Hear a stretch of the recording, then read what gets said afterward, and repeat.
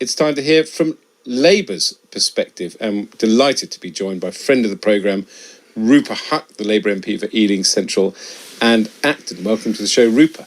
Thanks for having me, Ed. Hi. Yes, it seems very odd for me that I've only invited London MPs to come on the show, although when we haven't got the London election result. But let's get your perspective, given you have a national platform in Parliament, on how the day has gone for Labour. Yeah, look, I don't think any amount of Tory spinning can hide this. It was a rotten night for you lot.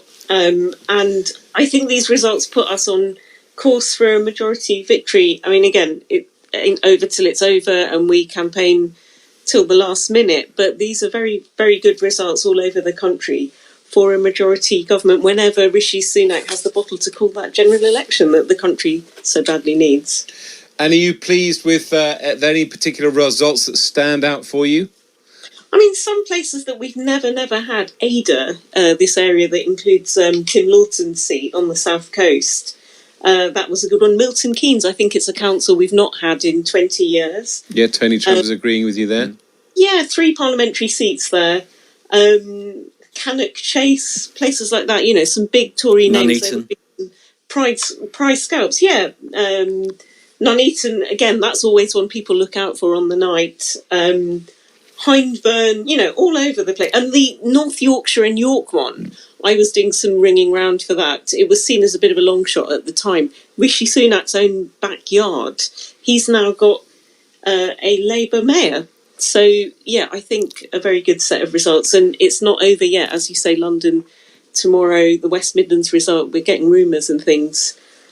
So there's other results yet to come, but I think some surprising ones that we weren't even expecting. So everyone is saying Labour is skittish in London, that you're worried that the turnout was low in your heartlands and high in the Tory areas. Is this something that's doing the rounds in Labour London at the moment? That maybe I've never quite believed those 20% leads that we've seen in the Evening Standard, but it is a turnout election, and also the method has been changed this time round. So historically, we've said to Greens and Lib Dems, that's fine as long as you put Sadiq Khan second. So all these new Trumpian tactics to suppress the Labour vote, the fact that it's not preferential anymore, the ID issue as well. I mean, I went to vote yesterday lunchtime, and at my polling station, I was number 367. They said they had turned one person away at that point. I mean, my original majority was 274. If that had happened 275 times, or even a bit less than that,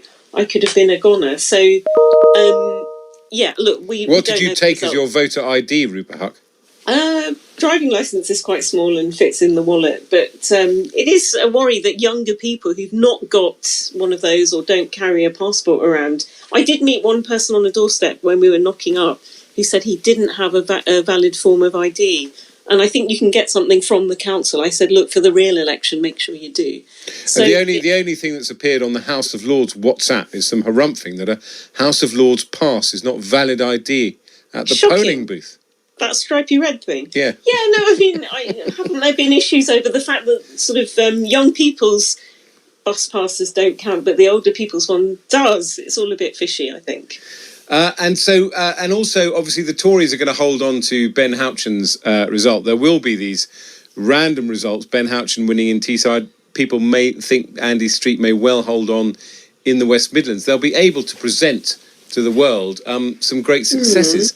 Doesn't that imply that, you know, if Labour was going to sweep the board, even talented politicians like Andy Street would just be swept away by the electorate turning as one? And also, I'd love your reflection on the impact of Gaza, because a lot of people think that one of the reasons Labour hasn't quite made the impact it has is because of certain voters not sharing the leader's views on Gaza and Israel.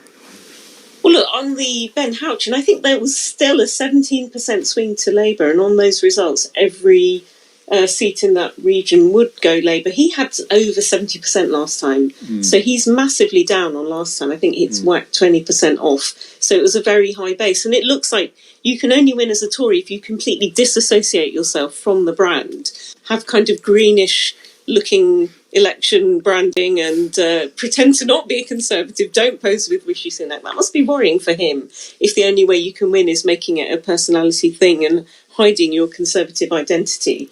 So, and in that same region, we've taken the police and crime commissioner in Carlisle. So, you know, it was a pretty big swing, but just it was a sort of, didn't do it because it was a very, very high base. And what's going on with the Garzon vote? Do you think that's going to be something that's going to impact you at the election? I have encountered it in the last few days, knocking up and stuff. It will be an issue. And obviously, you know, the stuff we're seeing in real time, the number of deaths, the number of women and children deaths, it is a big issue. It's something, you know, previous things we didn't, in this modern media age, is very omnipresent.